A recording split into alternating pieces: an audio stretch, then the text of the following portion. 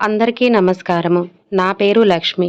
Mister CEO 42వ భాగము. రచయిత స్వర్ణ బొబ్బాల గారు. అప్పటి వరకు నార్మల్‌గా నిల్చొని ఉన్న రాధ 2 చేతులు క్రిష్ వెనకాలకి పెట్టి గట్టిగా హగ్ చేసుకుంది. క్రిష్ చాలా హ్యాపీగా ఫీల్ అయ్యాడు. కొంచెం సేపటి తర్వాత తను ఏం చేస్తుందో రియలైజ్ అయ్యి వెంటనే క్రిష్‌ని వదిలిపెట్టి తన హ్యాండ్స్‌తో క్రిష్‌ని వెనకాలకి తోసింది రాధ. రాధ అలా చేస్తుందని ఎక్స్‌పెక్ట్ చేయని క్రిష్ ఒక అడుగు వెనక్కి వేసి ఏమైందో అర్థం అవ్వక అయోమయంగా చూశాడు. రాధ ఒక్కొక్క మాట కూడా తీసుకొని మీరు ఇలా చెయ్యటం బాగోలేదు అంది రాధ. రాధ అలా మాట్లాడుతూ ఉంటే క్రిష్‌కి చాలా నవ్వొచ్చింది. నేనేం చేశాను అన్నాడు క్రిష్. మీరు నన్ను అలా హగ్ చేసుకోవటం ఎవరైనా చూస్తే అంది రాధ. ఎవరైనా చూస్తారని కదా నీ ప్రాబ్లమ్. చూడకపోతే ఓకే కదా. ఆ డోర్ గ్లాస్‌లో నుండి బయట వాళ్ళు లోపలికి కనిపిస్తారు కానీ లోపల ఏం జరుగుతుంది బయటకు కనిపించదు అన్నాడు క్రిష్. ఆ విషయం రాధకి కూడా తెలుసు. కానీ ఆ టైంలో అలా అనేసింది. సో నేను హగ్ చేసుకోవటం నీకు ఇష్టమే కదా అన్నాడు క్రిష్. అవును, కాదు అన్నట్లుగా తల అడ్డం నిలువుగా తిప్పి మొత్తానికి సర్కిల్‌లాగా తిప్పుతూ ఉంది రాధ. మరి అంతలా తిప్పకు, మెడ పట్టేస్తుందనుకుంటా. నీకు ఇష్టమే అని నాకు అర్థమైందిలే అన్నాడు క్రిష్. క్రిష్ అలా మాట్లాడుతూ ఉంటే రాధకి బాడీ మొత్తం బర్న్ అవుతూ ఉన్న ఫీల్ వస్తుంది. చెంపలు రెడ్‌గా అయ్యాయి. రాధ అలా అనడం క్రిష్‌కి ఇంకా చాలా నచ్చింది. వెంటనే రాధన్ దగ్గరకు వచ్చి తనకి తనకి లిప్ లాక్ ఇచ్చి మళ్ళీ వెళ్ళి తన ప్లేస్‌లో కూర్చున్నాడు. కొంచెం సేపు అలాగే ఉండిపోయింది రాధ. తర్వాత నార్మల్ అయ్యి లంచ్ టైమ్ అయింది. లంచ్ చేయండి అంది. నువ్వు కూడా రా, ఇద్దరం కలిసి తిందాం అన్నాడు క్రిష్. నాకు ఆకలిగా లేదు, మీరు తినేయండి అంది రాధ. నాకు కూడా ఆకలిగా లేదు అని వర్క్ చేస్తూ ఉండిపోయాడు క్రిష్. తను తినకపోతే క్రిష్ కూడా తినడు అని అర్థం చేసుకొని సరే రండి నేను కూడా తింటాను అంది రాధ. గుడ్, పద వెళ్దాం అంటూ చేసిన వర్క్ సేవ్ చేసి ల్యాప్టాప్ క్లోజ్ చేసి లంచ్ చేయటానికి వెళ్ళాడు క్రిష్. రాధ నేను కూడా తింటాను పదండి వెళ్దాం తిందాం అనగానే క్రిష్ కూడా తినటానికి వెళ్ళాడు. రాధ ఇద్దరికి సర్వ్ చేసింది. ఇద్దరు సైలెంట్గా తింటూ ఉన్నారు. ఒకరు చూసినప్పుడు ఇంకొకరు చూడకుండా అలా ఇద్దరు ఒకరిని ఒకరు చూసుకుంటూ లంచ్ చేస్తూ ఉన్నారు. కొంచెం ఫాస్ట్గా లంచ్ కంప్లీట్ చేసుకొని మళ్ళీ శివానీని కాలేజ్ దగ్గర డ్రాప్ చేసి ఆఫీస్కి వెళ్ళాడు కార్తీక్. వెళ్ళగానే తన క్యాబిన్‌కి వెళ్లకుండా క్రిష్ దగ్గరికి వెళ్ళాడు. కానీ క్రిష్ తన చైర్‌లో కనిపించకపోవడంతో ఎక్కడికి వెళ్లి ఉంటాడు అని అనుకోని డోర్ ఓపెన్ చేసుకొని లోపలికి వెళ్ళాడు. రూమ్‌లో సౌండ్ వస్తున్నట్లు ఉండటంతో ఓకే లంచ్ చేస్తున్నాడేమో అనుకోని రూమ్ దగ్గరికి వెళ్ళేసరికి రాధా, క్రిష్ ఇద్దరూ లంచ్ చేస్తూ కనిపించారు. ఇద్దరిని చూసి వీళ్ళ మూగ ప్రేమ. ఒకరితో ఒకరు చెప్పుకోరు. ఒకరంటే ఒకరికి ఇష్టం. కానీ ఇష్టం లేనట్టు బిహేవ్ చేస్తారు. ఏంటో వీళ్ళు. ఎప్పుడు కలుస్తారు? ఎప్పుడు హ్యాపీగా ఉంటారు? అని ఆలోచిస్తూ రూమ్ దగ్గరే నిలబడ్డాడు కార్తీక్. రాధ సైలెంట్‌గా తింటూ క్రిష్ వైపు చూసి డోర్ వైపు చూసేసరికి అక్కడ కార్తీక్ కనిపించడంతో వెంటనే లేచి నిలబడి మీరు ఎప్పుడు వచ్చారు? రండి, మీరు కూడా లంచ్ చేయండి అని అంది రాధ. రాధ అలా అనగానే క్రిష్ డోర్ వైపు చూసి అక్కడ కార్తీక్ ఉండటం చూసి ఏంట్రా అలా సైలెంట్‌గా నిల్చున్నావు? లోపలికి రా అని అన్నాడు. మీరు కానివ్వండిరా, నేను ఆల్రెడీ తినేసి వచ్చాను అంటూ బయటికి వెళ్ళబోయాడు కార్తీక్. రేయ్ ఆగురా అన్నాడు క్రిష్. తిను ఫస్టు, తర్వాత మాట్లాడుకుందాం అంటూ కార్తీక్ ముందు ఇప్పటి వరకు ఎక్కడికి వెళ్ళావు చెప్పు అన్నాడు క్రిష్. కొంచెం వర్క్ ఉండి బయటికి వెళ్ళాను అన్నాడు కార్తీక్. ఏంటో ఆ వర్క్ అన్నాడు క్రిష్. పర్సనల్ అన్నాడు కార్తీక్. ఆఫీస్ వదిలిపెట్టి వెళ్ళేంత పర్సనల్ వర్క్స్ ఏముందిరా నీకు అన్నాడు క్రిష్. అరే, నాకంటూ పర్సనల్ వర్క్స్ ఏమీ ఉండవా అని అన్నాడు కార్తీక్. కళ్ళు చిన్నవి చేసి కార్తీక్ వైపు చూశాడు క్రిష్. ముందు తిను, అప్పుడు నీ ఇష్టం వచ్చినట్టు తిట్టుకో. నేను వెళ్తున్నాను బాయ్ అంటూ వెళ్ళిపోయాడు కార్తీక్. ఈడియట్, మాట్లాడుతుంటేనే మధ్యలో వెళ్ళిపోయాడు అన్నాడు క్రిష్.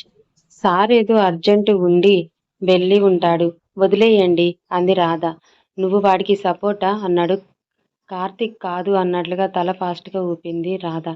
అప్పటి వరకు కోపంగా ఉన్న క్రిష్‌కి రాధ అలా చేయటం చూసి నవ్వు వచ్చింది. కానీ పైకి నవ్వకుండా సీరియస్‌గా చూస్తూ నాకు ఒక విషయంలో ఇలానే డిలీట్ చేస్తే చాలా కోపం వస్తుంది అన్నాడు. అన్నయ్య వదిలిపెట్టి ఏమీ వెళ్ళడు వర్క్.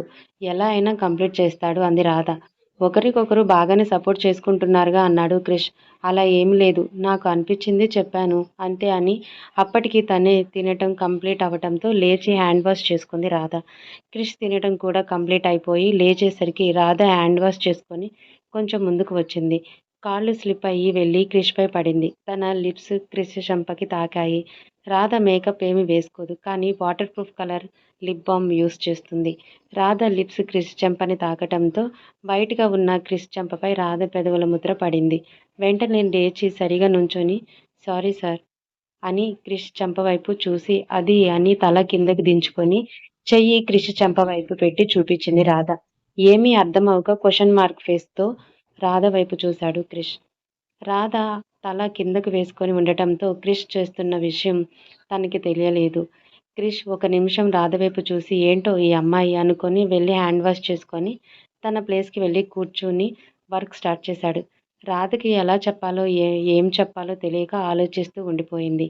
కార్తీక్ వాటిల్లో డౌట్ ఉండటంతో క్రిష్ మాట్లాడటానికి క్రిష్ క్యాబిన్కి వచ్చాడు. క్రిష్ ఫేస్ చూసి నవ్వుతూ మా ముందేమో ఇద్దరు సరిగా మాట్లాడుకోవటం కూడా మాట్లాడుకున్నట్లు ఉండరు.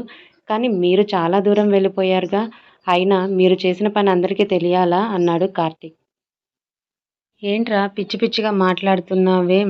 ఎక్కడ తిడతాను అని ముందుగానే ఏదో టాపిక్ డైవర్ట్ చేస్తున్నావా అన్నాడు కోపంగా క్రిష్. నన్ను తిట్టడం ఆపి అద్దంలో చూసుకో ఒకసారి అన్నాడు కార్తీక్. ఏముంది అని ఫోన్ తీసి కెమెరా ఆన్ చేసి చూసుకున్నాడు క్రిష్.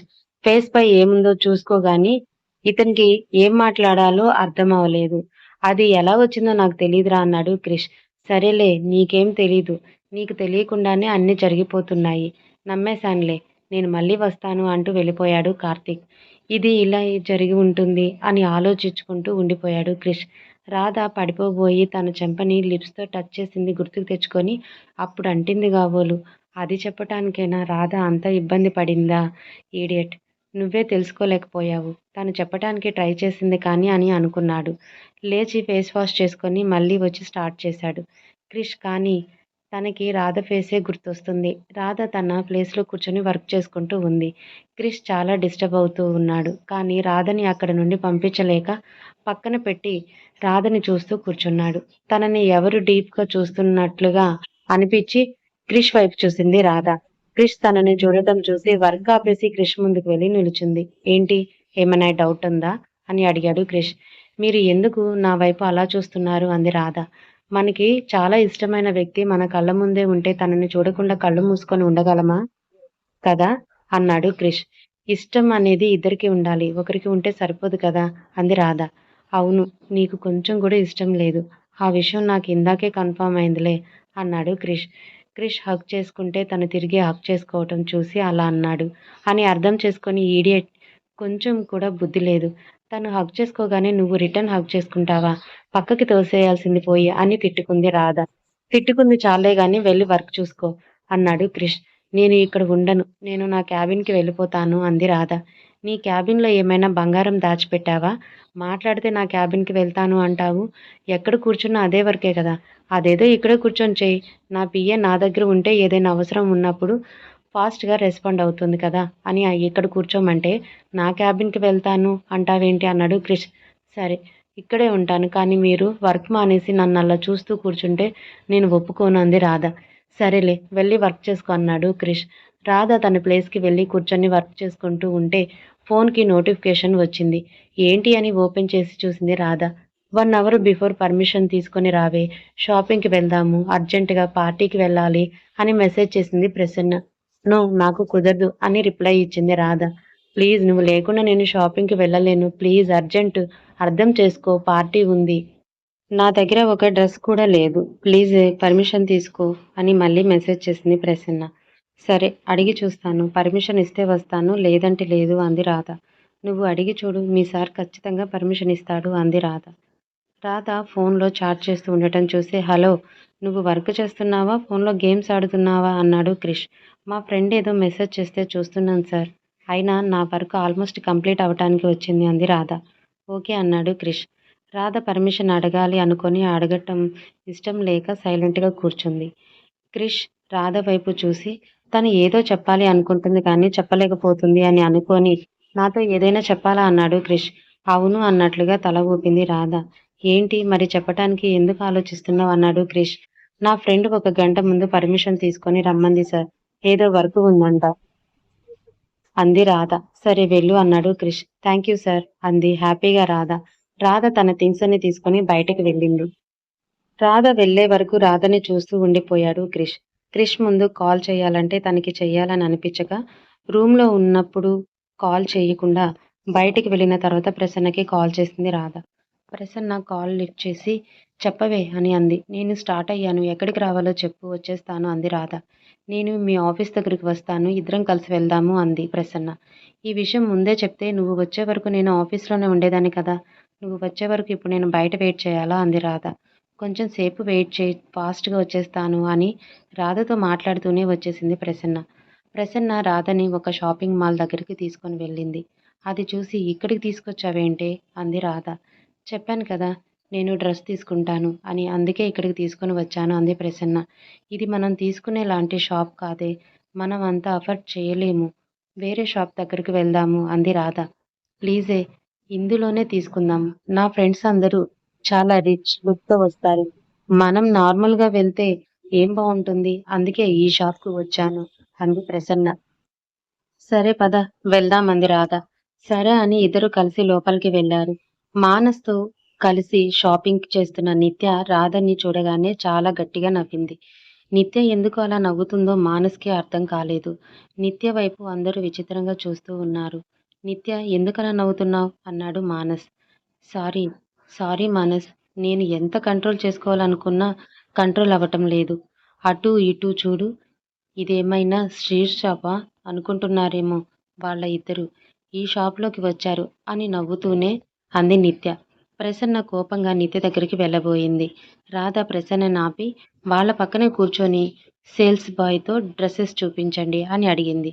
కాస్ట్‌లీ డ్రెస్ అంటే ఎంత ఉంటుంది అనుకుంటున్నావు? ఏంటి 1000, 2000 ఉంటాయి అనుకుంటున్నావా? లాక్స్‌లో ఉంటాయి తెలుసా? అంది నిత్య. రాధ నిత్య వైపు చూడకుండా సేల్స్ బాయ్స్‌ని చూసి ఏంటి అడుగుతున్నాను వినిపించటం లేదా? చూపిస్తావా లేదా? అని అంది. సారీ మేడమ్ చూపిస్తాను అని అన్ని డ్రెసెస్‌లో ఎక్కువ కాస్ట్‌లీ ఉన్న డ్రెసెస్‌ని చూపించమని అడుగుతుంది.